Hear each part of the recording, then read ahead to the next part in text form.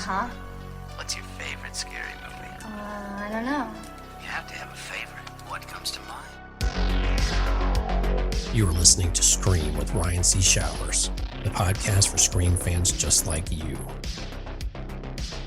Join Ryan every week as he takes a deep dive into the horror film series that defined the 90s and redefined the genre. Scream with Ryan C. Showers is your source for scene and quote analysis, character dissections, and the latest news about upcoming installments of the Scary Movie franchise. I hear you like horror movies, Kirby, but do you like them as much as him? Hello, everybody. Welcome to the Scream with Ryan C. Showers podcast, where the film critic meets the Scream fan twice a week, every Tuesday and Friday. I'm your host, Ryan C. Showers. Thank you for joining me for today's episode. We have a very special episode planned for you today. So if you remember back in June for episode 226, one of the producers of this podcast, TJ Jones, he envisioned this series of episodes called What If... So back then, episode 226, we did What If Tatum was the opening kill in Scream 1. And TJ kind of constructed this whole web of how the movie could be radically different by just changing this triggering event. So we are following up What If in Scream 1. It's been a while, but we are following it up today with What If in Scream 2. So I will wait for TJ to announce the topic at hand and what is different about Scream 2 in our version here. But everyone, please stay tuned. And if you haven't listened to the Scream 1 version, head on over to episode 226. It was published on June 17th. It's very well worth the time. I think the episode we put out today is equal in terms of quality and vision and creativity as that one. So you want to have the entire picture. So we're going to try to hit Scream 3 before Scream 7's release, and then we'll do 4, 5, and 6 after the release of Scream 7.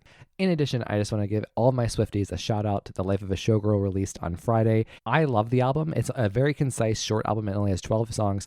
I love every single one of those 12 songs in a very deep, meaningful way. I think it's a very clean album. I'm enjoying the heck out of it. A lot of my Swiftie friends are. I implore everybody to listen a couple of times. Ashley and I will be talking about it on Friday's episode. We recorded a very raw, instant reaction to the album, which is very cool. Something we've never really done before. So stay tuned. I was able to go to the official release party of A Showgirl in theaters. It was the music video for The Fate of Ophelia, which is the lead single from the album, and the music video hasn't been released to the public yet, so I got to see it in theaters. So cool. They showed it twice, and just behind the scenes footage, and it was just fun to be in a community of Swifties, even in my hometown. Like, it's something I've never experienced before on that scale. So we had a wonderful time doing that. Between that and seeing one battle after another over the past weekend with Leonardo DiCaprio and Sean Penn, and we have Scream 7 coming up. So the official logo is out. We're done with those stupid Roman numerals from Scream 6 and weird, stupid titles like Scream for Scream 5. Oh my God, cinema is back, folks. Before I go any further, I need to thank the producers and administrators of Scream with Ryan C. Showers. First, I need to thank TJ Jones, who does all of the graphic design work from the podcast. Also, I need to thank Ashley Summers, Mark Vieira, Sarah Campbell, and Sam Levy for helping me keep the podcast and Patreon community afloat. Thank you to everybody who subscribes to the Patreon at any and every tier. I'm an independent entity, so any bit of support that comes into the Patreon goes back into the podcast. Joining the Patreon gets you ad-free and early access to every episode, as well as the opportunity to join the community of the show. We have group chats across social media. In particular, Instagram is really the hub of the podcast community. More importantly, joining the Patreon is the vessel in which you would use to come onto the podcast, either in a one-on-one situation with me or a small panel. In addition, there's a guaranteed invite every month to a big group Zoom recording about a Scream topic. An exciting feature of the podcast is the audio commentary episodes.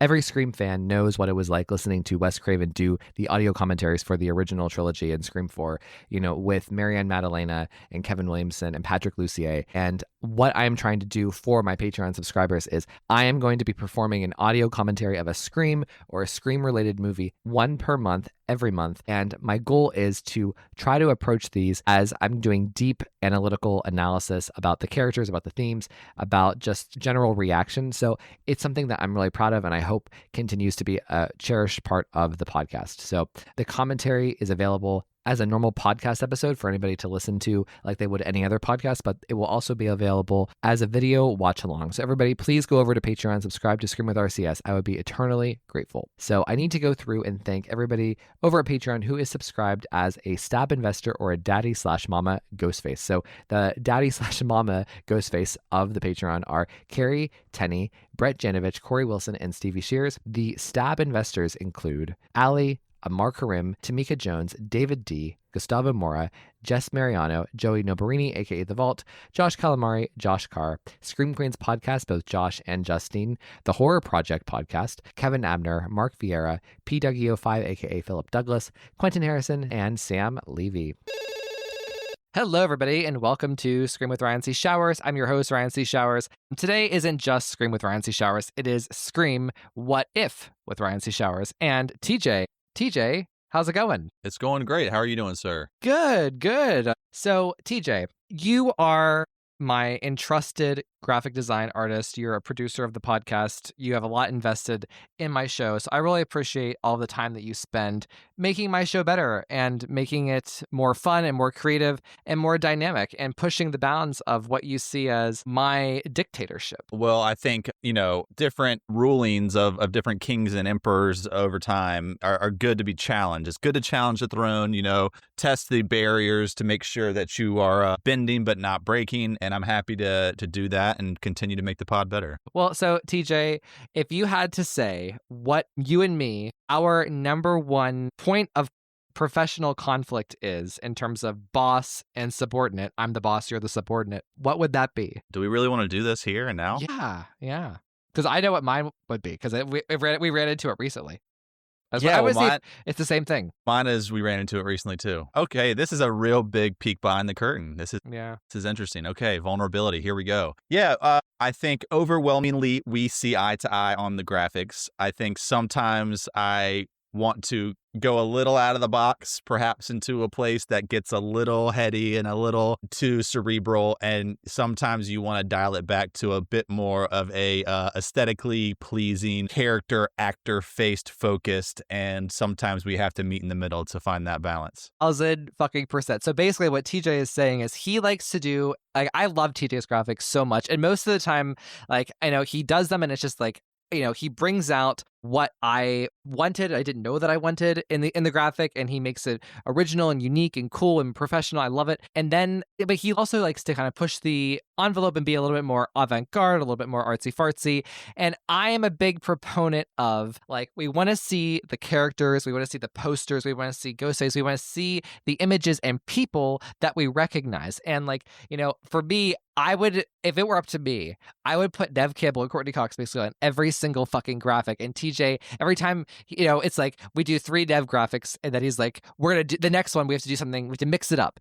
And it's just like, so we were making the graphic for Nev's birthday episode last night. And it's been a while since we had this argument, and we were making the graphic. So he sends it to me, and it's this really cool idea about like this like wish list or what we could expect from Sidney and Scream 7. But so this episode's supposed to go out on Nev's birthday, October 3rd. Yet there's no Nev on it. There's not her face. And I'm like, I think this is like the constant push and pull of like TJ pushing the envelope artistically and me being like, no, we want to see their faces. But how did I respond? It wasn't a fight. What did I say? No. Okay. And I updated it and sent a new one. You said okay, but it was just, it's just funny. Like TJ's always like, let's do something creative. And Ryan's like, faces, so. I think you're underselling a little bit of what the original concept was but I think when the people see it, thankfully some element of it survived. And I think they'll be happy to not only see the beautiful Nev Campbell, but also see what I was going for in terms of the kind of clever attempt to contextualize Scream 7 amongst the entire franchise. So. Well, TJ, let us move on now to the main topic here, which is what if ... in Scream 2. And this follows up an episode that you and I did last season in June. We did what if Tatum was the opening victim in Scream 1. And that was a really fun episode, and I get compliments on it. Like every once in a while, like I'll randomly get someone message me being like, "Oh, I loved that episode that you guys did for What If. I can't wait to hear the other ones." So we're finally getting to follow up with a sequel to that. So TJ, why don't you explain to everybody what is the what if concept? Oh, but also, Ryan, are you ready to hand over the reins? Because we can just get into this proper. And as part of getting into proper is the explanation, and then we jump right in. So I got to have the green light. I'm happy to resume my God-given role as a submissive bottom, and you can be the dom top. You ready to bottom out here? Here we go. Time, space, reality. It's more than a linear path. It's a prism of endless possibility, where a single choice can branch out into infinite realities, creating alternate worlds from the ones you know. Ryan C. Showers and TJ Jones are the Watchers. They are your guides through the vast new reality of the Showerverse.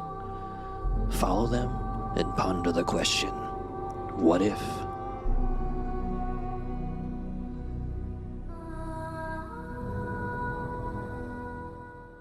Scream 2, What If? Sidney was dating Hallie. So just okay, as a quick... you pervert. I'm just teasing. Hey, again, 2025, baby. This is not, this is not the 90s. We got to think outside of the box. So here we go. As a quick refresher, What If is a comic book anthology series published by Marvel Comics in the 70s, where the stories explored how the Marvel Universe might unfold if key moments in the history had not occurred as they did in the mainstream continuity, by introducing a point of divergence in the story and then describing the consequences of the divergence. But like last time, we're going to screw that kid stuff and it's time for the adults to have some fun. So today on the RCS podcast, we will once again be taking the unpredictable what if concept and applying it to our favorite series of films. And after an absolute blast of a time we had with What If Tatum Was the Opening Kill for Scream 1996, we'll now be moving on to one of the greatest sequels in the history of cinema, Scream 2, in which we will ponder how things would have played out differently had Sidney been dating Hallie rather than Dr. Derek. Now, Ryan, pay attention. We need to establish some ground rules. In the Marvel What If series, there is a character named the Watcher who oversees the variations of the multiverse. And today, you and I will work together to both be watchers of what I am dubbing the Showerverse. We are back in the Showerverse, baby, where ultimately you, Ryan C. Showers, will be the arbiter of who decides what path we choose to go down. And for total clarity, Mickey and Miss Loomis will be holding the buck knives at the end of our twisted tale, but oh how different the wild and winding road will be to get there. Now, before we even start, you have a decision to make, as I like to do, as I want to do here. And this will be critical for our understanding of the events of the Showerverse Scream 2. Are you ready to make your first decision? I'm ready. Okay, first choice. Now, because Sid's love life has no bearing on the events of the opening scene, our Showerverse Scream 2 will play out exactly the same as in the original. Maureen Evans and Phil Stevens attend Stab 1 opening weekend and the iconic movie theater bloodbath ensues. However, our divergent storyline begins immediately after as we go to Sid's dorm room and open on a ringing phone. Only this time, rolling out of bed, Hallie answers the call. She hears the fake Ghostface voice on the other end and is barely bothered. Sidney, just waking up next to her, looks up at Hallie, who rolls her eyes as she listens. This sequence of events is clearly nothing new. Hallie reads the caller ID, punks Corey Gillis, hangs up, and slips back under the covers next to Sidney. And this is where the first choice comes in, Mr. Showers. In the OG Scream 2, Derek is all in on Sidney, while Sidney is way more hesitant to get serious. So in our Showerverse, how is the dynamic between Sid and Hallie? Is it the same where Hallie wants to get serious and Sid is still hesitant? Or is Sidney all in as well and these two are much more than just a casual college fling? Now keep in mind, with this relationship being the spine of our entire movie, the energy and conflict between Hallie and Sid will shade every single thing moving forward.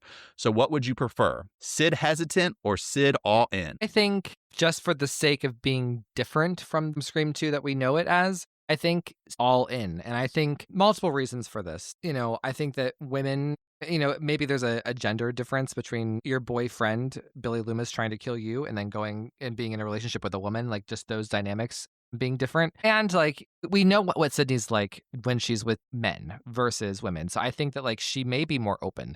I don't know. So Sidney is all open. Sidney is all in. Let's go. Great. So in our Showerverse, Sidney, after what happened in Scream 1, has decided to totally flip the script in her life and try to achieve happiness. Billy did not give her what she needed emotionally or physically. So instead, she is bracing the same sex to look for satisfaction. And in addition to that, instead of continuing her streak as the gloomy loner fixated on self-induced isolation, she seeks out community and not only wants to get serious with Hallie, She is also motivated to pledge to a sorority. Look out. Come on. This is the new Sidney. Look out. Look at this. So, DJ, Mr. Friday the 13th over here, is making Sidney into, a sorority girl. So here we go. Back to our new movie. Hallie and Sidney are in bed. Hallie tries to comfort Sidney regarding the prank call, but much like in the original, Sid is defiant. She has evolved, and she's the happiest she's ever been. Now take it easy. I don't want any interrupting in this part. Just let it ride, Ryan, okay? All right. Save your comments for later. All right. Okay. Hallie asks Sidney if they are attending the martini mixer tonight at the Delta Lambda Zeta's house. Sidney's not sure. There's another sorority function she's also interested in, and she has not decided. But Sid has to go. She's going to be late for class. Hallie protests. Hallie hops out of the bed, places a needle on the vinyl record player as a song starts playing. Hallie jokes that she knows Sid wants to take a ride on the love train before she goes. Sid laughs. She will never understand Hallie's obsession with disco. Hallie starts to sing along to The Love Train by the OJs. People all over the world, join hands, start a love train. They share a sweet laugh as Hallie falls back into bed with Sidney. Hallie says the real reason for the music is to drown out the loud noises she's about to induce out of Sid. She knows these walls are thin. Hallie slips deep under the covers, lower, and we see an expression we've never seen across Sidney's face, pleasure. And we love it for her. With the catchy disco tune providing the soundtrack, we pan away from the lovebirds having some super hot morning intimacy and land on the window as we see the hustle and bustle of a waking college campus. Guess what, Ryan? This is what people in college do. Spoiler alert. They have sex. That's what I did, okay? There we go. Now, hey, do you want to go to college with me? Okie dokie. I don't think that would go well. I'm too old for you, man. Or maybe I'm too young for you. I know how you like the old guys. I'm too young for you, I think. I think Dermot Mulrooney's looking down and be like, yeah, way too young. Now, since Hallie and Sid are so preoccupied, Sidney does not turn on the TV to see the news clip about Cotton, nor does she head to the bathroom to run into the dramatic co-ed who tells her to check out the news. All right? We then go to film class where we meet Cece, Mickey, and Randy. A similar sequel conversation happens, only in this version, the class riffs on how the evolved protagonist is what makes a great sequel, one where the trauma of the first volume has shaped our hero into a brand new person to take on the elevated challenges the sequel has to offer. And wouldn't you know it, Aliens, Terminator 2, and Godfather Part 2 are still valuable references in this altered debate. And at the end of the debate, Sid is not in the doorway to greet Randy. So when Randy gets up to leave and is asked how he would make it different, because he is now happy for Sid and supports her new relationship, Randy answers, I wouldn't do a sequel. I'd let our hero have the happy ending. And with that, he leaves. So now we're back with Sidney late for class. She escapes down a back staircase of the dorms to start her day, and she ends up avoiding the media circus at the front. So as she books it across campus, she is none the wiser about the escalating events of the murders last night exploding all around her. Finally, everyone's favorite Gail enters our story. She's on the phone getting shit done. She meets Joel, her new cameraman, and then as in the original, Debbie Salt butts into the conversation, which takes us directly to the press conference, Gail front and center, Chief Hartley addressing the crowd. Then we link back up with Sidney, book bag over her shoulder, rounding into the center of campus to see the massive press conference in action. What the fuck is going on? As she timidly gets closer, she sees Gail, and her stomach drops. This can only mean one thing. Okay, Mr. Showers, choice number 2. Are you ready? I am. Okay. Only if you sing it to me again. That was nice. It's called a setup and a payoff. Second choice, being that Sidney's morning is playing out completely differently after hooking up with her girlfriend and being late for class, when she gets to the press conference, she sees the crowd from a different angle. Instead of seeing mostly the sides and the backs of heads of people in the crowd, she sees everyone directly head on, which means she could catch a glimpse of Debbie Salt, a.k.a. Miss Loomis. So Ryan, does Sidney see Miss Loomis in the crowd, or is she so fixated on Gail that she does not see her former potential mother-in-law? So those are your two options. She either sees Miss Loomis or she does not see Miss Loomis from the front of the crowd. I think the theme of the day for me is going to be let's do as different as possible from the real Scream 2s. I'm going to say she does see her. Okay, guys, here we go. What if she saw Miss Loomis in Act 1? Good thing I, was ready for this and didn't just wing it. Here we go. Sidney turns pale as she sees Miss Loomis in the crowd. Not wasting any time, she charges towards the press conference to confront her. But before she reaches the crowd, a reporter recognizes her, and the attention all turns from Chief Hartley to Sid. The mob rushes Sidney for a statement, and in the chaos, Debbie Salt is able to slip away. Sid frantically searches for her amongst the gang of people, but she is nowhere to be found. Sid wonders if she's seeing things. Is she going crazy? And that's when Gail and Joel emerged in the crowd, and all eyes are on this epic Woodsboro final girl reunion. And much like the scene in the original, Gail wants a statement from Sid as Cotton materializes from the crowd, stunning Sidney. And as the contentious words escalate between Sid and Gale, Sidney cocks back her hand for the epic backhand, but instead, having clocked the commotion from afar, Dewey arrives. He steps in and grabs Sidney before she can strike. The media goes bananas over another Woodsboro survivor joining the confrontation. Gale and Sidney are both gobsmacked by the sight of Dewey, and as Dewey begins to pull Sid away to safety, he shoots daggers at Gale and says, "She's not worth it, Sid, trust me." Off Gale taking an emotional night to the heart, and off Cotton very upset he did not get his exclusive with Sidney. Okay.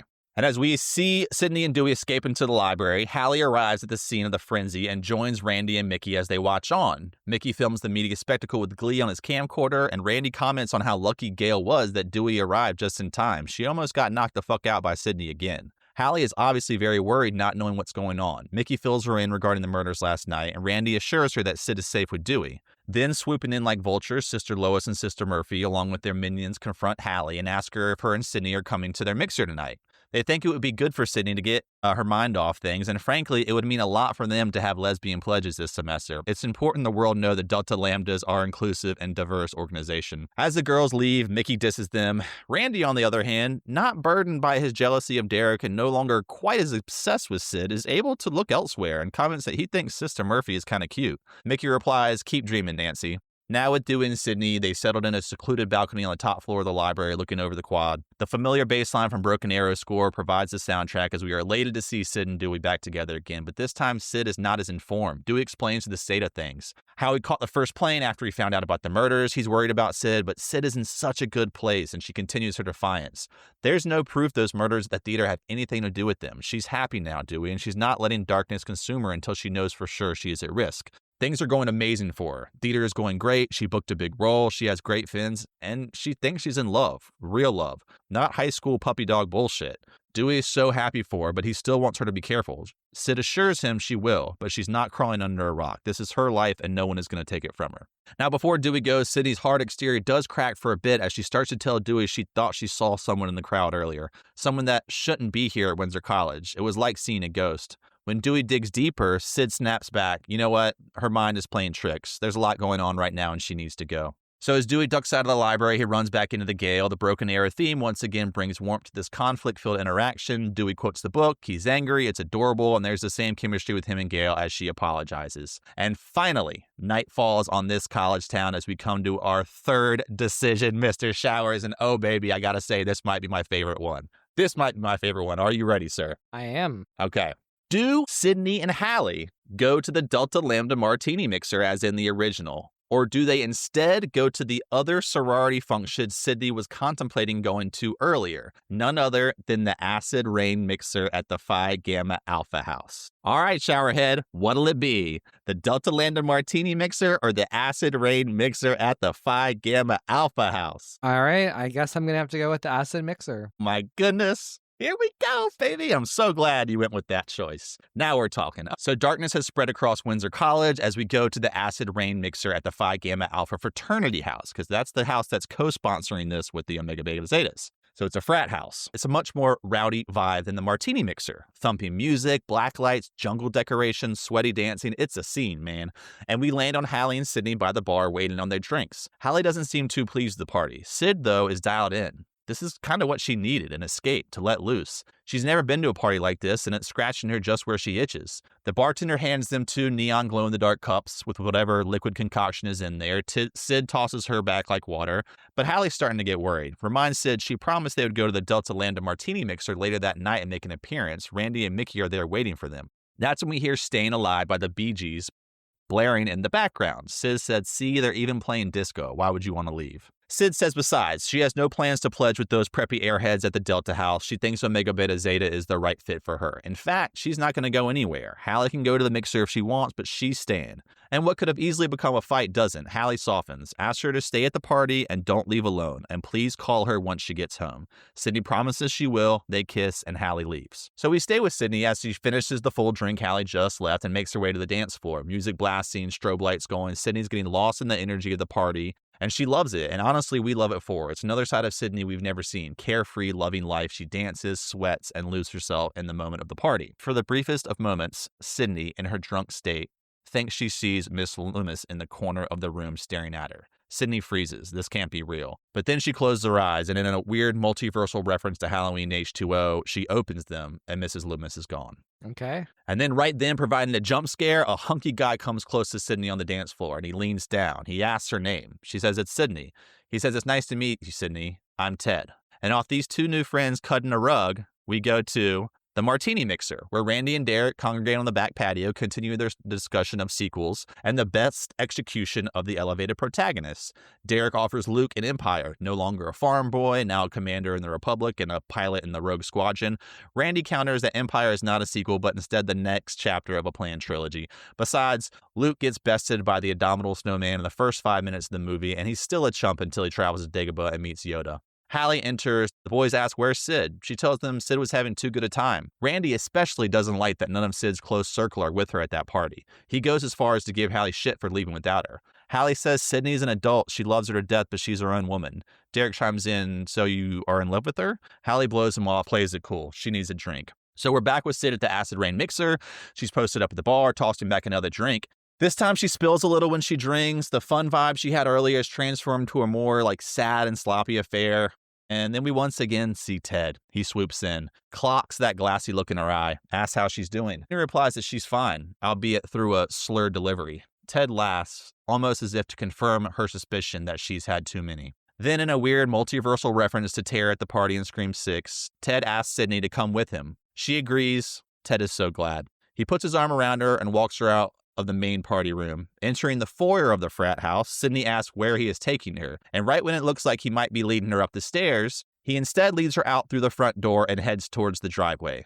Ted tells her it looked like she had had enough. He called her a ride. And right on cue, wouldn't you know it, everyone's favorite sober sister, CC Cooper, pulls up in her red VW Beetle. Oh my God, so great, okay. Yeah, right? I thought I was like, he's giving me Tara Carpenter bullshit here, and then it's like, oh no, we get to see CC in action doing what she was supposed to be doing. What she was supposed to be doing. So CC tells Sid to get in. If she wants to pledge Omega Beta Zeta, she has to know when to let another sister help her out. Ted opens the door for Sid as she plops into the passenger seat. He then walks around to the driver's side, leans in, and gives Cece a kiss. Cece thanks him for helping out the freshman. It was a really decent thing to do.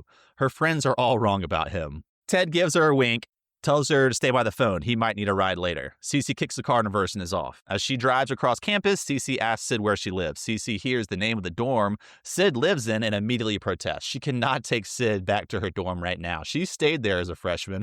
The RAs are narc. She'll get an underage drinking ticket for sure. No. Cece will take Sid back to the Omega Beta Zeta house and let her sober up for a bit. So we cut to inside the Omega Beta Zeta house. Sidney and Cece sit on the couch, both about halfway through their respective cups of coffee. Cece asks Sid if she's feeling better. She knows those parties at the Phi Gamma Alpha house can be pretty overwhelming. Sidney takes a big gulp of coffee, says she's feeling much better. Thanks for taking care of her. Cece says, "Drink with your brain." That's our motto. And right then, a ringing phone takes Cece's attention. She can't remember where she left that thing. Cece gets off the couch and leaves the living room looking for the handheld telephone. Sid rubs her head, takes a deep breath as she comes back out of her drunken state.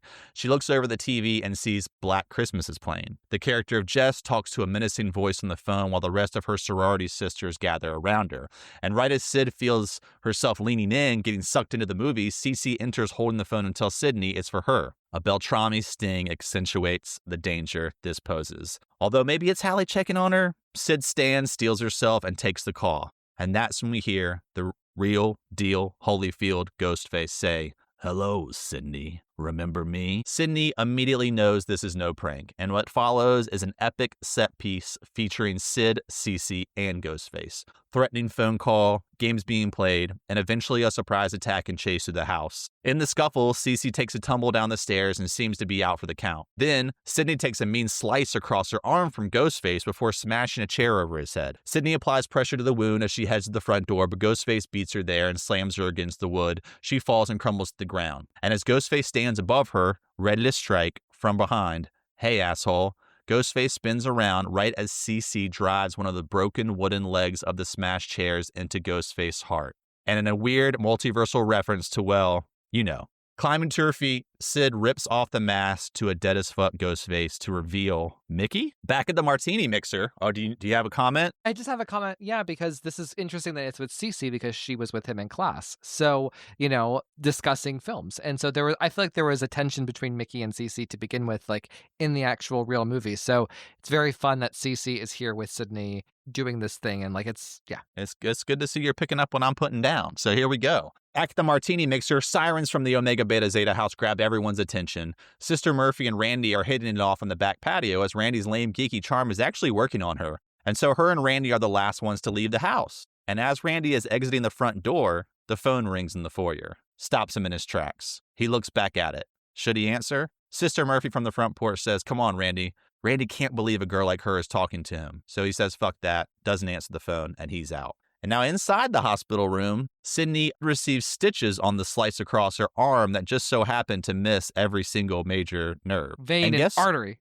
And guess who works on her? Pre-med doctor in training, Derek Feldman. Okay, all right. And there's a spark between these two, and a strange feeling like they've met before, perhaps in a different life, but the chemistry is undeniable. Then Hallie enters and interrupts the love fest and recaptures Sid's attention. So we go to the campus police station. Dewey and Gale debate with the Sheriff Hartley about the fact that, is it over? Is it not over? So they're not so sure. Are you ready? Time for your fourth decision, sir. All right. Does Hartley think it's over and refuse to commit resources to protecting Sidney, a la the two detectives, or does he agree with Dewey and Gale that it's not over and does put the detectives on Sidney's detail? So here are your two choices. Hartley thinks it's over and does not give her the detectives, or Hartley thinks it's not over and gives her the detectives on the detail. I think he thinks it's over and doesn't give her the detectives. That's rough, I know. Man. I'm Tough for being Sidney. brutal, yeah. Okay. But realistically, I mean, if Mickey's dead, there's no reason to think that, there's still someone else. So it's almost like you're listening to what I'm reading out loud. Sidney and Hallie have a serious talk as they walk through campus, but there are no detectives following behind. They're all alone this time. Sidney has a gut feeling it's not over. She can't explain it. And Hallie tries to convince her that she thinks it's done. Mickey was a disturbed individual. It's a one-off. It's not that deep. But Sidney still feels the gravity of her recent episode involving visions of Miss Loomis, and she really can't shake that feeling deep down in her gut. Sidney tells Hallie she should keep her distance. She doesn't want her to get hurt. In this version, it's not about Sid thinking Hallie's a suspect, and instead it's a testament to how much Sid cares for Hallie. Hallie says she's not scared, mentions how much Sid has been through, points to the bandage on her arm from last night. And in a weird multiversal reference to Scream 5, she tells Sidney, "You will survive. You always do." Now we are back with Gale and Dewey as they exit the police station. They are activated even more now because Chief Hartley didn't believe them that it's not over. Gale and Dewey talk. It ends up being contentious as Dewey does not believe Gale is here to help before he storms off. Enter Debbie Salt, who questions Gale, asking, do the police believe Mickey was working alone? Interesting. In the cafeteria, Hallie and Cece sit at the table. Cece jokes with her that after all her and Sid went through last night, she really hopes Hallie will consider pledging Omega Beta Zeta. She thinks she's earned it after all that happened. Derek walks by. Hallie stops him, thanks him for taking care of Sid at the hospital. Then she asks him, does he want to join them? Reluctantly, Derek agrees and sits down with his food. As he swings his book bag off his shoulder, Hallie clocks his keys clipped on the bag of his carabiner, and a Ford Bronco keychain dangles amongst the keys. Hallie says, okay, OJ, guess we're going to have to keep our eyes on you too. Derek replies he had his Bronco since high school, but he did give it a paint job, changing it from white to black after the verdict came out. Interrupting their banter, Sidney approaches, a look between Sid and Derek, Hallie none the wiser regarding Derek and Sidney's newfound connection. Sidney sits as Cece checks in with her. Cece asks how she's doing. Sid tells her that she can't shake the fact that this isn't over, and honestly, she's scared. And now we cut to Hallie. As she stares off with a strange look, she begins to talk, strangely, like she's not speaking to anyone in particular, as she says, at first I was afraid. I was petrified. Cece and Derek look at each other, confused. Sidney lowers her head, refusing to engage. Hallie continues, thinking I could ever live without you by my side. Sidney finally lifts her head, gives Hallie a look as if to say, you better fucking stop. Hallie, and after spending nights thinking how you did me wrong. I grew stronger, and I learned how to get along. Derek looks to Cece. What is she doing? Hallie replies, Hugo Weaving, Queen of the Desert, 1994. Hallie stands up on top of the table, louder now, gathering the attention of other students. You're the one who tried to hurt me with goodbye. I think I'd crumble. You think I'd lay down and die. With that, Cece stands up and joins Hallie in the performance, clapping along to keep a rhythm. No, not I. I will survive. Long as I know how to love, I know I'll be alive. The entire student body joins in, singing and clapping. Hallie jumps from the table down to the floor, offers her hand to Sidney, who stands and joins her, finally smiling from the undeniably charming situation. Hallie finishes with, and all my love to give, I will survive. I will survive. Sidney says, you know I hate disco. Hallie replies, yes, but you love me, right? Sidney sweetly nods. Hallie says she loves her too, then whispers in her ear, you will survive. Sid replies, we will. And as the happy couple embrace with a kiss, the cafeteria erupts in applause. Derek, however, is not too happy seeing his new crush so in love. Look, it's corny, but the scene in the original is corny, so we have to do a corny scene in this one too, Ryan. I just need you to deal with it. I love the song. So I like I Will Survive in general. So I like that. I like the switch up. It makes sense for her. And it makes sense for the moment and like the double entendre of surviving the movie, right? So I'm a huge thumbs up, and I would love to have seen Elise Neal perform this in Scream 2. That would have been fun. The love triangle here between Sidney and Derek and Hallie is so interesting, and I don't know where it's gonna end up just based off of how dirty your mind is. So it'll be fun to see where we're gonna end up here. But I have to say, I also love that that you're using Cece in a real way, because as soon as they went to the other mixer, the Acid Rain mixer, I was like, oh no, we're not going to get much Cece. So, but Sidney needs a friend. So I'm so thrilled that you gave Cece this role. And it would have been fun to have seen SMG, different shades of SMG, because I love Cece, I do, but sometimes I think that she doesn't get to do as much. Even compared to Jenny McCarthy in Scream 3, Jenny McCarthy gets to have so much range and bitchy and spunk, and Cece doesn't get that. So I like what you're doing here with her, especially too. Let's just backtrack. You did clock that she stabbed someone in the heart with a piece of wood, right? Okay. Yes. That was just for you, buddy. Of course, Buffy. Love it. And all you Buffy fans that are listening right now. Just wait, TJ, because you're going to be making a Buffy graphic in November. Can't wait. All right. We cut to grainy camcorder footage of Randy as he finishes delivering the rules of the trilogy direct to camera. Because some of us ain't going to make it. I didn't. Not if you're watching this tape. He nods solemnly to someone behind the camera who stops the recording. And we reveal behind the camera is Sister Murphy. She's freaked the fuck out. She asks Randy if he really thinks he might die before this is all over. He tells her he does. And with that, Sister Murphy walks over, mounts on top of Randy, and deeply kisses him. As they fall back into his bed, it looks like the geek finally got the girl. Says the horny geek sitting here talking to me on the podcast. Go on. Back at the camera truck, Joel tells Gale he is scared. He doesn't want to become a fringe character fodder for Ghostface. And here we see a bit of Gale's dark side when she convinces him that she thinks it's over, the killer's dead, it'll be fine. All while we know Gale thinks it's still happening. With Gale's assurance, Joel decides to stay on as her cameraman. Sid has her chat with the professor in the theater, claims she's a fighter. She's now even more confident as Hallie and her have talked about surviving together. During Sid's play rehearsal without Mickey's help, Miss Loomis does not have time for the theatrics, and the rehearsal actually goes off without a hitch. She tells the teacher and the cast... Can I just jump in here while you got your thoughts? Please. I am so happy that it went off without a hitch, because that's such a different experience for Sidney. I know you like to say that I love the fact that she's the gloomy girl, and she is, but I think something you're doing here with Sidney in Scream 2 is really giving her, like Cece, more dimension and more things to do and play with and more dynamism. And I wouldn't trade Sidney in Scream 2 for anything, but I do think one thing that I say about Sidney often on the podcast is that the beginning, the first act of Scream 2, we get to see what Sidney's personality is like when she's not in trauma, right? And that's pretty much one of the only times in the entire franchise we get to see who she is on a daily basis and her personality, her sense of humor. And I think that you're giving us that so far in the first half, because we just were, at the halfway point with Cassandra. And for Sidney to, I think it would be cool just because everything about Scream is about theater and art and because Sidney's an actor or she's studying acting, seeing her have a moment of triumph is very cool for me. And I think it'd be cool for her. So, yeah. During Sid's play rehearsal, without Mickey's help, Miss Loomis does not have time for the theatrics, and the rehearsal actually goes off without a hitch. Sid's teacher and the cast are thrilled, and Sidney is crushing it and is every bit the fighter she claimed to be. So now we're sitting on a bench in the quad on campus. Dewey, Randy, Gale, and Joel start to believe this might be over. Gail gets an annoying work call. She hangs up. There have been no more attacks since Derek was killed.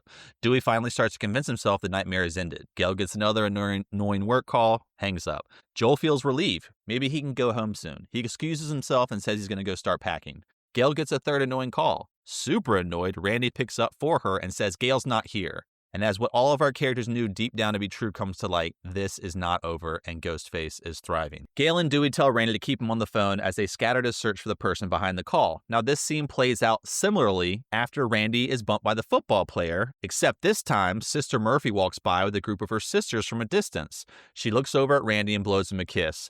And for the briefest of moments, Randy isn't living inside of a slasher. It's maybe something more like a rom-com. But he is quickly stabbed back to reality as Ghostface yanks him into the news van and slices and dices. So sorry, even in the showerverse, Randy gets X'd. And he should. I'm sorry. Like, I get, like, one of my biggest pet peeves about Scream discourse is when people say Randy shouldn't have died.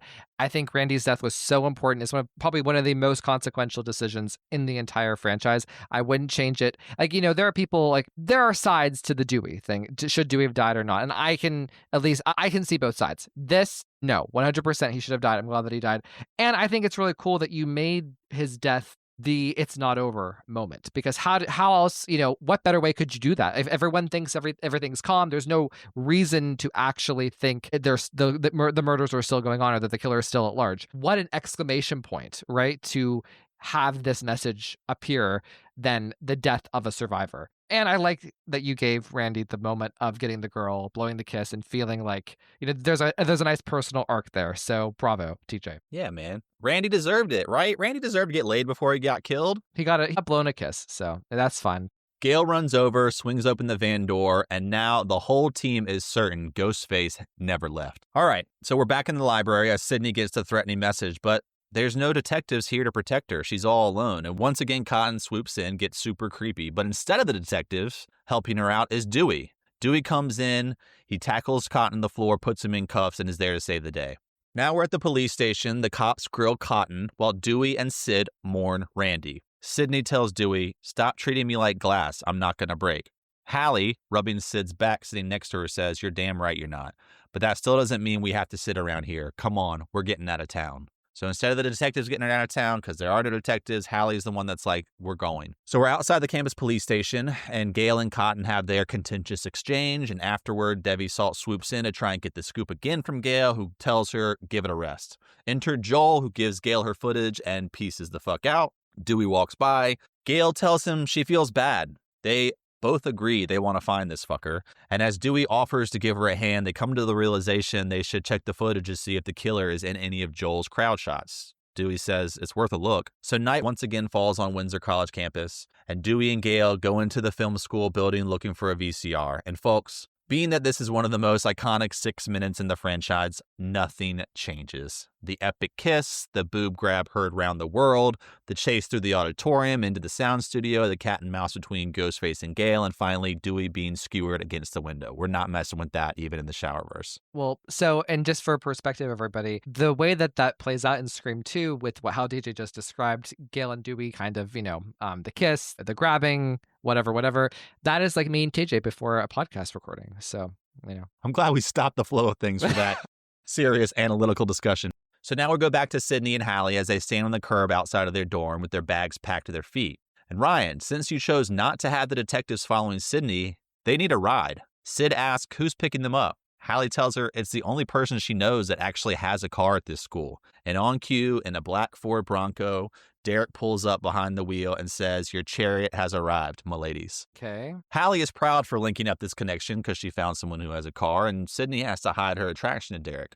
Then, as they come to a red light in the quiet college town square, Ghostface attacks by first puncturing the front tire with the buck knife. And then in our movie, Derek proves to be much more formidable as an opponent for Ghostface, and as Ghostface attacks Derek through the window, Ghostface and Derek, their fight spills out into the street, and just when it looks like Derek has the upper hand, Ghostface slits Derek's throat. Hallie and Sid have to watch on in terror from the back of the Bronco.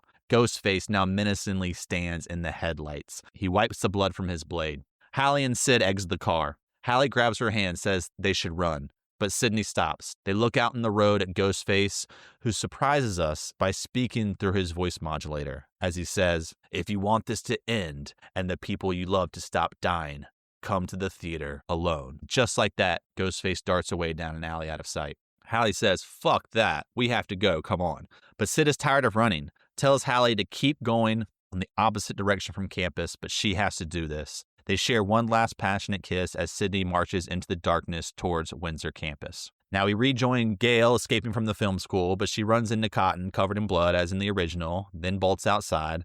But in our version, Mrs. Loomis, working by herself, didn't have time to change into her Debbie Salt disguise, so instead, after Gail picks up the phone and tries to report that Cotton is the killer, Ghostface, in full costume, slyly slides the knife behind her neck and whispers through the voice modulator, "Put the phone down, Gail." And we cut hard out of that to the conclusion of our movie. With music blaring and the spotlight bright, Sidney walks onto stage in the theater. "Hello? Hello?" she says. Then the set creepily comes down behind her, then to stage left, fake lightning strikes, fake thunder rumbles. And then, hanging from a prop tree close by, is a bloody Omega Beta Zeta sweatshirt. What the fuck? Oh, no. Sidney takes a step towards the stage as a massive star acting as a crucifix drops down center stage.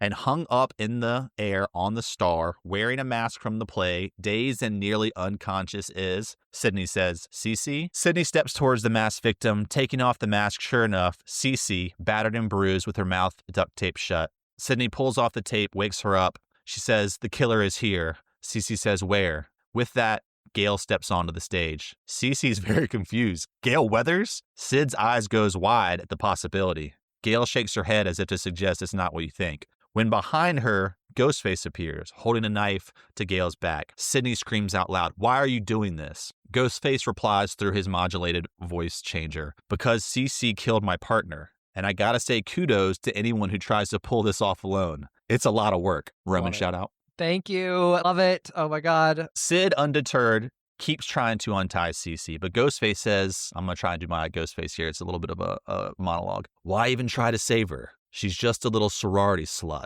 A lot like your mother, but actually Cece was well educated. She's not some Hollywood has-been fucking every available dick that has a pulse in Woodsboro." Hollywood has-been. Sid has no idea what Ghostface is talking about. And Sid finally asks the question that we've all been dying to know. "Who are you?"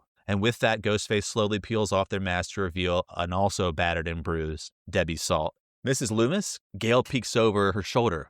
Mrs. Loomis replies, "It's called a makeover. All three of you girls look like you could use one right about now, especially you, Gail." And just like that, Miss Loomis stabs Gail in the back as she falls into the orchestra pit below. She then draws out a pistol, points it at Cece. Bang! Shoots Cece in the heart. Sidney screams, covers the wound with her hand. Miss Loomis then points the gun at Sidney, and she says, "The irony of killing Sidney with Dewey's own gun." We then get similar classic rant. "You killed my son, now I kill you." Sid says she'll never get away with it. Miss Loomis replies, "Who gives a flying fuck anyway? This was never about getting away with it. There is no happy ending for her. Sidney's whore of a mother took away her happy ending or any chance of having one when her mom started fucking her husband. So Sid distracts her. Isn't Mickey supposed to be dead?" She turns around, then the climactic and dramatic fight ensues. Sidney's using the set against Miss Loomis until she is pummeled by a pile of suspiciously soft-looking stones that fall on top of her. Then, once Sid thinks she's safe, Miss Loomis once again attacks, gets on top of Sidney, and is about to strike when a gunshot rings out. So the gunshot rings out. Sidney and Miss Loomis turn to find Hallie, holding the gun pointed right at Miss Loomis. "Gotcha, bitch," Hallie says as she winks at Sid. Mrs. Loomis quickly gets up, holds the knife to her neck. Sidney says, "Hallie, meet Billy Loomis's mother. She's the killer." Hallie replies, "The infamous Billy Loomis, the pathetic two-pump chump who tried to kill his high school girlfriend, failed, and instead got capped in the head, and sent his woman running into the arms of yours truly. Quite the legacy he leaves behind." Miss Loomis is furious. "Any last words, Sid?" Sid looks deep into Hallie's eyes and says, "Survive." She sends a wink towards Hallie. Then bang, Hallie pulls the trigger as Sid and Miss Loomis go flying back. Hallie's overwhelmed. She tosses the gun to the side of the stage. That's when Sid comes to. Hallie's so relieved. She runs over to Sid, helps her up, and they share a massive hug. And that's when we get another jump scare as Gail slings her hand onto the stage from the orchestra pit, scaring the shit out of Hallie and Sid. And as they help Gail onto the stage, Hallie asks, "Is it over?" Gale says, well, we thought it might be over once. Should we make this same mistake with Miss Loomis? Sidney replies, 3 killers? That's a terrible idea. But then a noise from offstage takes them to Cotton, clutching Dewey's gun. A troubled look in his eyes as he meets the eye line of our final girls, Hallie, Gale, and Sid. Hallie asks, is he in on it? Gale says to Cotton, come on, Cotton, don't do anything stupid. Cotton then lifts the gun up, points it at the ladies, and yells, move! The women dash away as Miss Loomis bum rushes them from behind, and Cotton catches her with a bullet right between the eyes. Beyond shaken, Gale, Sidney, and Hallie get to their feet. Cotton walks over and, as an act of good faith, hands Sidney the gun. They all stand over and look down at the dead body of Miss Loomis. Hallie asks if she's dead. Sid looks at the gaping bullet wound on Mrs. Loomis's forehead. Yep, he got her in the head. It's over, thanks to Cotton. And finally, we bounce outside to Gale emerging from the ambulance. Joel approaches with his camera. Gale is distracted as the Broken Arrow theme kicks in and we see Dewey being wheeled to safely, and Gale climbs into the ambulance with him, continuing the greatest love story of the franchise. However, there is a new contender for that title, as Sidney and Hallie emerge hand in hand from the building. The press swarm. They ask her for a statement. She tells them to talk to Cotton. He's the man you want to interview. He's the hero, which is true in this version. And as Cotton delivers perhaps the most iconic final line of the movie history, I'll tell you one thing, it'll make one hell of a movie. We pop high and wide to Sidney walking off campus, this time not a lone survivor, instead with the woman she loves. And as She Said by Collective Soul takes us out, poetically stating the lyrics, she said, only the strong survive, as we fade to black and we end Scream 2, What If? So TJ really wants to take my gloomy girl and make her happy. Like, that's what I see. That's what I hear. That's the goal here. Don't we all want that for Sidney? So when Cece was up there, I was like, Cece could survive. Oh my God. And then you killed her. I was shocked by that. But I like that Cece is there because it's part of Mrs. Loomis's beef. You know, a lot of Scream 2 people forget is like Mrs. Loomis is orchestrating this. She's going after both Sidney and Gale. She's fucking with both of them because of the beef that they were the two that killed Billy. So I like that you kind of looped in Cece there. I thought that was really, really smart. So Mrs. Loomis going after Cece makes sense or wanting her to be involved here because Cece messed up her plan, right? It was supposed to be Mrs. Loomis and Mickey as a team here. And by Cece killing Mickey with Sidney early on, that's really, really smart that she would have Cece here and that she wanted revenge on her as well. Like, bitch, you're messing up my plan of getting at Sidney and Gale. Surprised that Hallie survives. I would have killed her. I don't know how, because you did it so well. Hallie shooting Mrs. Loomis instead of Cotton was brilliant. Using Cotton to get the one last kill was a really good use of him too. But yeah, very cool. The fun things about these exercises is I kind of, like I said on the last one, is I have some I obviously have the inciting incident that I want to change. And in this particular case, this one was a little more difficult because when you change the opening kill like in one, really obvious ripple effects to everything, right? For this one, I didn't want it to involve the opening kill. I didn't want it just to involve like someone lives or dies. I thought it should be like kind of a little more interesting, character-based, nuanced. And I just thought that it made a ton of sense to do if she was dating Hallie. So it was a bit more of an exercise to try and figure out how that would change things in interesting and creative ways. But just like the last one, it's like you kind of had that inciting incident, and then once you get into it and you go beat by beat and watch the movie, you just are given these things that offer themselves to you didn't even know would be there. Like, it was so fun when I had the realization that we could actually take Sidney to the acid rain mixer instead. And then I was like, holy shit, Cece could actually be the designated driver. Like, when you start connecting those dots that are all just based on the fact that she's dating Hallie, that's like the real fun and reward of writing these. And then, to be perfectly honest, I had written the whole thing with like the whole idea of like survival being this kind of theme between Hallie and Sidney. And it wasn't until I got to the very end, literally, when I was like, I Googled what's the song at the end because I wanted to write what the song was. And the song that is playing over the pop tie and wide is She Said by Collective Soul. And the lyrics are, she said, only the strong survive, which I didn't plan. Like, that wasn't like, oh, the song is going to reflect exactly the theme I've been building between these two characters. But it just happened to be that way. So it felt pretty kismet when all that kind of wrapped together organically in a way that I was not expecting. So that was pretty cool as well. That was awesome. And I like that theme between Sidney and Hallie because it's not necessarily something we've seen yet. Maybe it's something we will see with Sidney and Mark. I think that it was really cool that you showed Sidney in a healthy relationship where there's no paranoia, there's no suspicion, and her issues don't seem to plague her. Even though she is attracted to Derek, that was a fun little side beat, and it shows that their relationship isn't this idealized thing, that there is still the wandering eye, right? But with this, all of the trust issues that Sidney had because of Billy seem to be gone, and that freed, her in some way to do different things.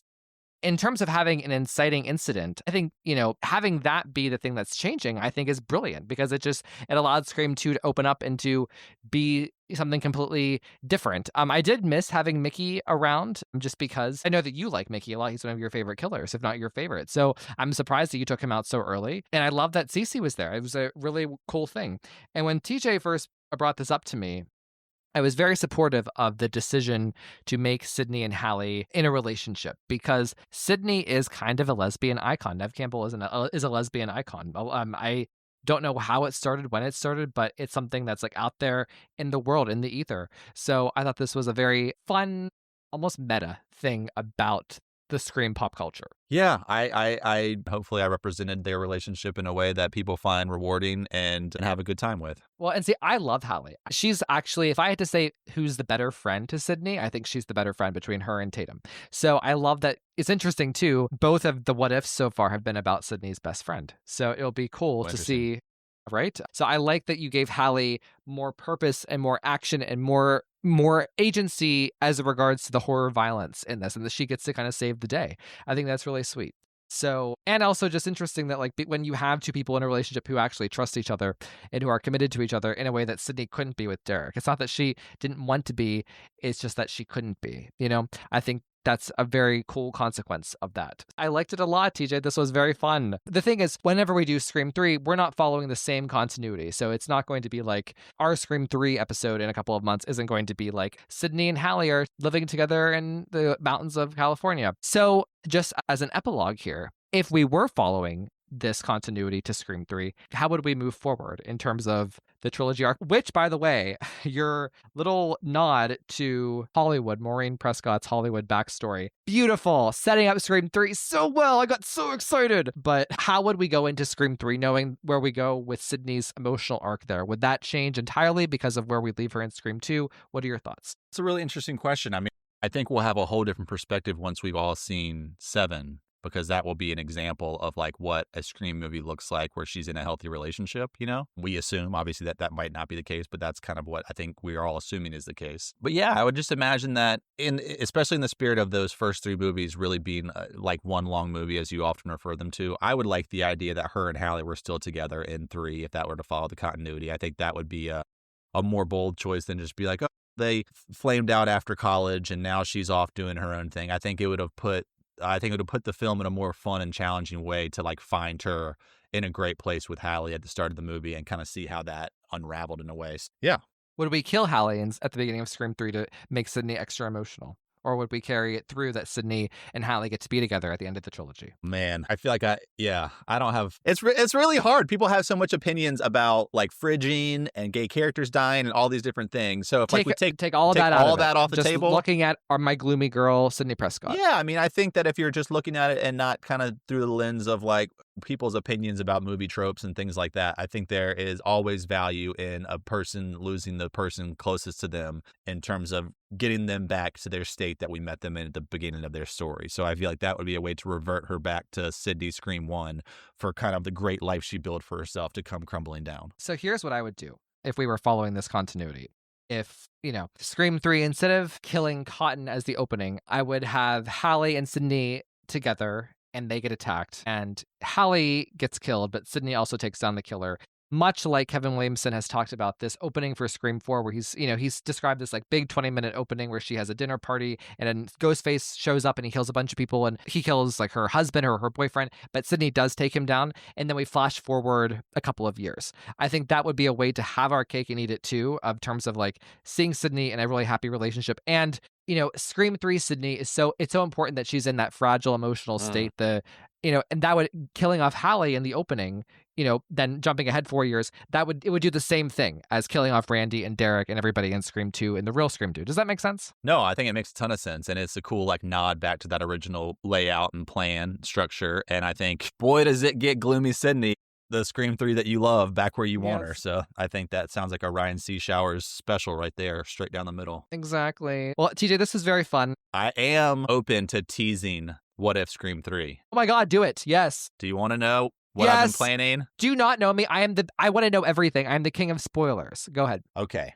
The idea that got me really excited, and keep in mind, people, this is not going to follow the continuity of our What If 1 or What If 2. This is simply changing the continuity of Scream 3 as it exists. My plan, and I hope you like this because I built it up quite a bit in this moment. Especially like if I don't like it, imagine like my face. You're going to see my reaction, especially because Scream 3 is my baby. So, okay, go ahead. Well, then we can edit it out. That's fine. Hopefully you like it. My plan that I think will add so much flavor to 3, especially with the Hollywood aspect and especially of like the people behind the movie and who was potentially brought in to help make Stab 3 and all that stuff.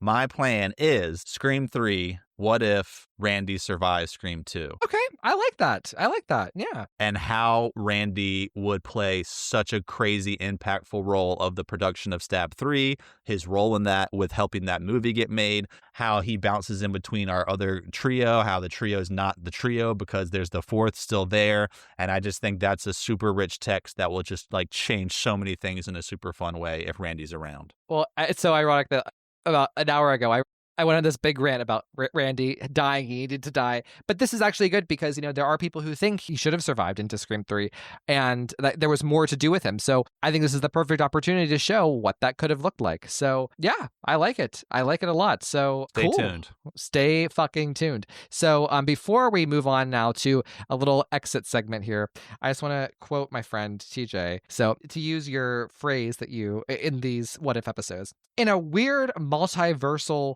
reference to Scream 3, the episode ends with TJ proposing to Ryan C. Showers and he says yes. So, okay. All right. I don't know. How do you carve out the book? That's always perplexed me when you see that in movies. That seems like a difficult task. What kind of saw do you have to like carve out the pages? That looks hard. I mean, Dewey was a man. He was butch, so I'm sure he figured it out. But he had like the lip hand and shit. Like I don't know that he lip hand. He might have had some help. Maybe. So maybe Mark helped him. Okay, TJ. So on the 250th episode recently, you, me, and Josh, we had this big talk about Halloween, Friday the 13th, A Nightmare on Elm Street, and Scream. And we had to come up with a consensus ranking of the franchises. And we had a really interesting talk about the 80s slasher versus the 90s slasher. So if you haven't listened, go check that out, everybody. But I wanted to go through my Hallow Scream questions with TJ here because I didn't get to do it with the Straight Bros on that episode. And the next time Josh is on, he can do it by himself. So you ready, TJ? Let's do it. Okay. So first, I want to ask about Halloween because you were not generous to Halloween in your ranking. And it's funny, if you listen back to that episode, you start out by saying Halloween is number 2, but that's too obvious. So then you put it down further. And I was just like, man, poor Halloween. So I just want to know, like, what is your Halloween story? When did you first see Halloween? Halloween is my entry point to all this. I saw Halloween at a way too young of an age. And it effed me up to my core. There's very few things in this world than that original John Carpenter score that can affect me the way that thing does. And so, yeah, the reason I was so excited by the time Scream came out when I was like in middle school was because like in elementary school, I was the weirdo watching Halloween. And so, you know, even though I wasn't like super savvy and like could really understand all the complexities of the references in Scream, I'll pretend that I was like familiar with some of that stuff when they were quoting. You know, I knew that Mrs. Voorhees was the killer, and I knew who Michael Myers was. So Halloween is my entry point to my entire love for everything horror, everything slasher, everything movie. It's the first thing I really like that just shook me to my core, and I love it. So you mentioned like the association with Scream, you know, and this is, and you know me, I love to blend Halloween and Scream and talk about them in concert with each other. I mean, what's that silly phrase everyone says all the time? Like someone walked so someone could run, you know, like Halloween walked so Scream could run. I mean, that is a pretty obvious analogy. Kevin Williamson, I believe, always talks about how it's like his favorite movie or one of his favorite movies. And, you know, oftentimes it seems like Halloween kind of created a lot of the tropes, and it certainly did, and kind of cemented some of them, but a lot of that stuff existed beforehand. I mean, speaking of, we talked about Black Christmas earlier. If you watch Black Christmas beforehand, it just came before Halloween, you're like, okay, Halloween's not quite as original as I thought coming off of Black Christmas. but obviously is still incredibly groundbreaking and original. And I think that's just kind of a tradition in filmmaking is to kind of be inspired what came before, try and do some things the same, try and do some things different. And in the same way that John Carpenter watched Black Christmas and kind of riffed on that in a very similar way, Kevin Williamson watched Halloween and did his own riff on that, made it modern and made it a little more sleek and, punchy with the dialogue. He's obviously a more creative dialogue writer than John Carpenter was. So he added that very specific element to make it a lot more poppy and fun. And that's what we got. We got Scream. What a great cover. Awesome. Well, and just remind everybody how you rank Scream, Halloween, Nightmare, and Friday the 13th. Here we go. You gave me shit because just right afterwards, I did a different ranking on Instagram. But I think that's true. You did that. And you called me out. It speaks to the fluidity, though, and I think you're very fluid. We know you're fluid. Man, walked right into that one. I think we all agreed rightfully that Scream is the top spot.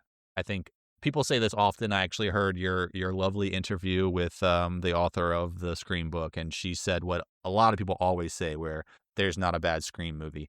Now, you catch Ryan on a bad day, he might tell you one of them's bad, but I think deep down in his heart, he doesn't. I think he still gave it like 4 stars on Letterboxd. So I would say he doesn't actually think it's a. And one thing referencing the Scream 2 What If, did you not catch my shot at Scream 6? Which shot? At the very end, Sidney's like 3 killers. That's a terrible idea. I did. I was like, that's cute. I looked to you because I thought you'd be freaking tugging one out. So I put Scream first, and then I would say these days I'm still gonna do Friday the 13th second.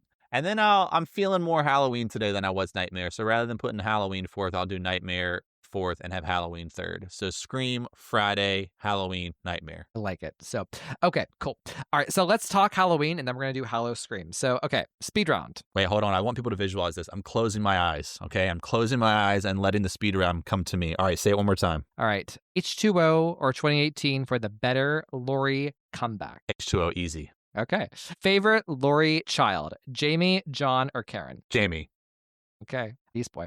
Okay. So favorite 80s sequel? Man, 4. Preferred Blumhouse sequel, Kills or Eds? You know this one, Kills. That's like the TJ movie in Kills and the Ryan movie in Ends. Preferred Rob Zombie film? It's 2. 2's better than I give it credit for. I'll go with 2. Okay. Preferred unconventional film, Season of the Witch or Halloween Ends? Season of the Witch, easy. Okay. Michael and Laurie, siblings or no siblings? Siblings. Okay. Favorite timeline. So you have the Carpenter timeline, which is 1978, 1981, Season of the Witch. You have the Jamie Lloyd timeline up through Halloween 6. You have the Laurie trilogy, which is 1, 2, and H2O, plus or minus Resurrection, or 1978, and then the Blumhouse trilogy. First of all, if you do 1, 2, H2O, you have to do Resurrection. Don't just bastardize that section it off. You have to do that. That's part of that continuity. And just because you showed it that disrespect, I'm going with that one. I'm going with 1, 2, H2O, and Resurrection, baby. The Life and Death of Laurie Strode. Got it. All right. Favorite Michael Myers mask? I mean, just to be different and not say one, I'll say the flashback mask featured in Kills. Ooh, very cool answer. It's a great mask. 1978 best friend preference, Annie or Linda? Linda. Okay, I figured. I feel like you would not get along with Annie. I think, I don't know. So, yeah, whereas Linda's fun and party. Okay, so favorite sequence from any film? Wow, that's a great question. I know, I wrote it. Favorite sequence from any. Let's just do process of elimination. It's not going to be anything in the Blumhouse movies. It's not going to be anything. It's lame just to go to one automatically. You know what? I'll never forget seeing the opening scene. And this is like pretty basic too. It's like Scream 1's opening is the best opening. Okay. But the opening to the original Halloween, the POV through the mask is just, it's still unsettling when I watch it to this day. The breathing and the music and everything. So I'll say my favorite sequence ever is the opening sequence to 1. Wonderful. Okay. So now we're going to do Scream versus Halloween questions. Hallow Scream. Let's do it. So eyes closed again. Superior final girl, Laurie Strode or Sidney Prescott? I'll say pre-Scream 7, Laurie Strode, but that could change based on 7. Make it make sense where Scream is up front in your ranking and Halloween. You know what? I will make it make sense. Let me get a second here. Everyone always says Gale Weathers is a final girl too. Gale's is a final girl. Okay, if there's 2 final girls in the same franchise, that lessens the effect of Sidney Prescott. Laurie doesn't have a second final girl in her franchise, so I'm giving it to Laurie. She's versatile, baby. You know what I mean? She can do it all. She's like a Swiss Army knife. Yeah. Okay, fine. Superior final professional, Dr. Loomis or Gale Weathers? You're gonna say Dr. Loomis, you fucking misogynist. I'm not. Dr. Loomis is such a freaking. I mean, especially in 4. Holy cow, Dr. Loomis is a hot mess with the burn that keeps like jumping all over his face. Yeah, Gale. Come on, Gale. Okay. Superior, related to evil, reboot, replacement lead. Jamie Lloyd or Sam Carpenter? I gotta go with Sam. You shill. You freaking. So you choose Sidney. You choose Laurie over Sidney, but then Sam over Jamie. Give me a break, Mr. 80s slasher. Just sticking that knife into your back. Wow. I'll stick something else into your back. Superior family storyline. Sidney and Maureen and Roman and Jill, or Michael and Laurie? I mean, it's all respect to Michael and Laurie. It's hardly a story. Yeah, I'll go with the Scream storyline. Okay.